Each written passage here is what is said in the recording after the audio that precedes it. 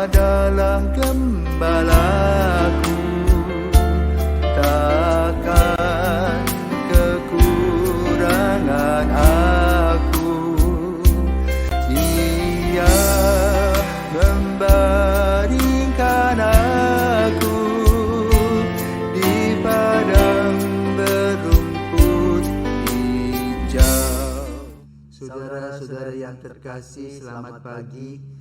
Salam jumpa lagi dalam Sabda Siap Saji Kamis 16 Maret 2023. Hari biasa pekan ketiga Prapaskah. Mari kita berdoa. Dalam nama Bapa, Putra, dan Roh Kudus. Amin. Ya Allah yang penuh belas kasih, semoga dengan semakin mendekatnya pesta penebusan kami semakin giat mempersiapkan diri menyambut perayaan Paskah Putramu. Sebab Dialah Tuhan antara kami yang bersama dengan Dikau dalam persatuan Roh Kudus hidup dan berkuasa Allah sepanjang segala masa. Amin. Tuhan bersamamu Dan bersama rohmu. Inilah Injil Yesus Kristus menurut Lukas. Dimuliakanlah Tuhan. Lukas bab 11 ayat 14 sampai dengan 23. Sekali peristiwa Yesus mengusir dari seseorang suatu setan yang membisukan. Ketika setan itu keluar, orang bisu itu dapat berkata-kata, maka heranlah orang banyak. Tetapi ada di antara mereka yang berkata, ia mengusir setan dengan kuasa Beelzebul, penghulu setan. Ada pula yang meminta suatu tanda dari surga kepada Yesus untuk mencobai dia. Tetapi Yesus mengetahui pikiran mereka lalu berkata, setiap kerajaan yang terpecah-pecah pasti binasa, dan setiap rumah tangga yang terpecah-pecah pasti runtuh. Jikalau iblis itu terbagi-bagi dan melawan dirinya sendiri, bagaimanakah kerajaannya dapat bertahan? Sebab kamu berkata bahwa aku mengusir setan dengan kuasa Beelzebul. Jadi jika aku mengusir setan dengan kuasa Beelzebul, dengan kuasa apakah pengikut-pengikutmu mengusirnya? Nah, merekalah yang akan menjadi hakimu. Tetapi jika aku mengusir setan dengan kuasa Allah, maka sesungguhnya kerajaan Allah sudah datang kepadamu. Apabila seorang yang kuat dan bersenjata lengkap menjaga rumahnya sendiri, maka amanlah segala miliknya. Tetapi jika seorang yang lebih kuat daripadanya menyerang dan mengalahkannya, maka orang itu akan merampas perlengkapan senjata yang diandalkannya dan akan membagi-bagi rampasannya. Siapa tidak bersama aku, ia melawan aku, dan siapa tidak mengumpulkan bersama aku, ia mencerai-beraikan. Demikianlah sabda Tuhan.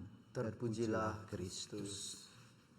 Nah Romo, kan dalam Injil kan tadi disebutkan bahwa Yesus dituduh mengusir setan menggunakan kuasa Beelzebul. Jadi apa itu sebenarnya Beelzebul? Beelzebul. Nah, Beelzebul itu diyakini sebagai pangeran neraka. Kamu punya dosa enggak? Punya, Romo. Dosa apa saja yang suka muncul? Sombong, munafik, iri hati, rakus, apalagi? Apalagi malas. Ya. Dan masih banyak lagi. Jadi boleh katakan begini, gitu. Ada 7 alasan dosa yang mematikan. Maka 7 hal tadi yang sudah antara kamu sebutkan itu ada rajanya atau pangerannya. Maka yang kita kenal yang pertama adalah Lucifer. Lux itu cahaya. Tapi cahaya itu adalah cahaya yang jatuh karena kesombongan. Ya, itulah yang disebut dosa Lucifer, kesombongan, yang terjadi dalam kitab Kejadian digambarkan tentang Adam dan Hawa. Manusia jatuh ke dalam dosa Karena sombong. Kenapa sombong? Karena dia adalah citra Allah. Lalu dia semena-mena dengan seluruh yang ada di bumi ini. Maka hal itu bisa terjadi sampai sekarang. Bumi makin panas, ya, air laut naik dan sebagainya. Nah itu karena kesombongan manusia. Lucifer mewakili, ya, dosa kesombongan yang diyakini menjadi dosa yang paling serius dari 7 dosa mematikan.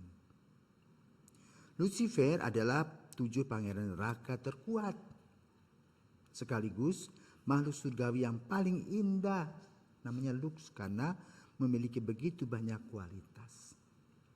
Sayang, ya, dia bukannya memuji Tuhan, memuja Tuhan, tetapi memuji dirinya sendiri dengan kesombongan.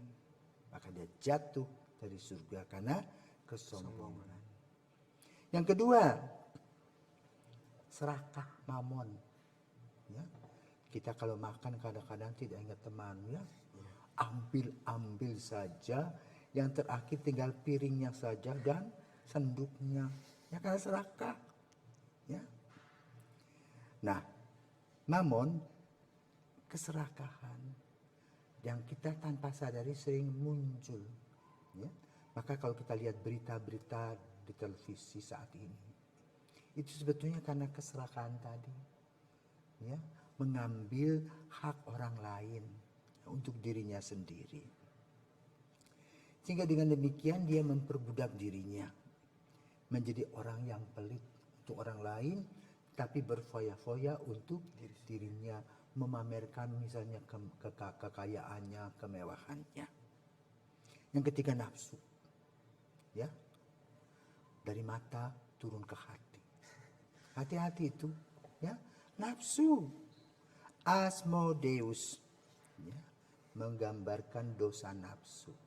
Kalau nafsu makan bagus nggak? Bagus. Tapi kalau nafsu yang lain yang menghancurkan orang, buruk. Ya. Nah itu kita waspadai dalam diri kita sendiri. Ya. Yang keempat adalah cemburu. Ya. Kasus yang baru-baru terjadi dengan Bapak Ferdy Sambo itu ya karena kecemburuan tadi yang disebut dengan Leviathan.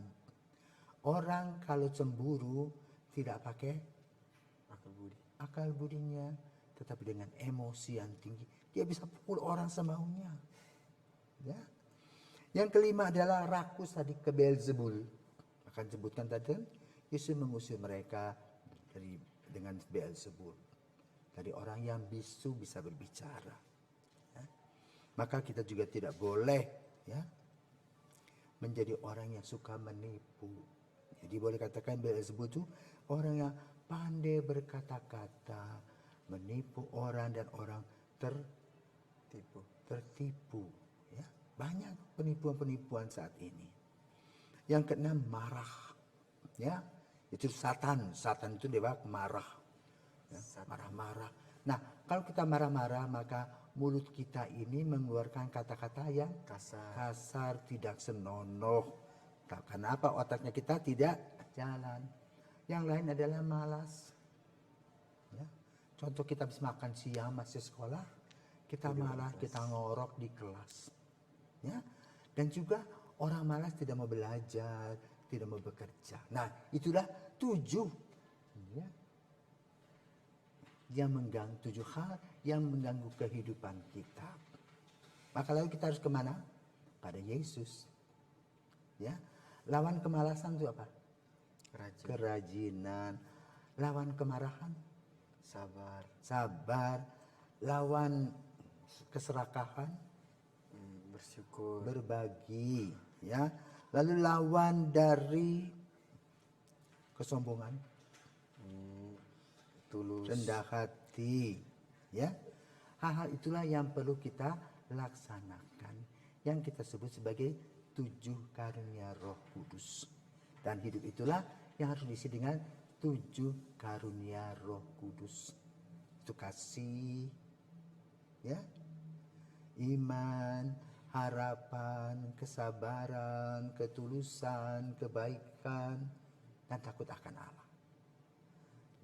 Maka pada hari ini kita belajar dari Yesus yang dikritik telah menyembuhkan melalui Beelzebul, dan apa yang Yesus katakan? Kalau setan terbagi-bagi, maka tidak punya kekuatan. Seperti sapu lidi, ya. Satu sapu lidi dengan 10 sapu lidi. Beda. Karena itu mari kita juga bersatu dalam kebaikan dan kasih Yesus sehingga kita bisa tegak berdiri melawan semua hal-hal yang akan menghancurkan kita. Semoga berkat Tuhan senantiasa menyertai kita. Amin. Selamat pagi.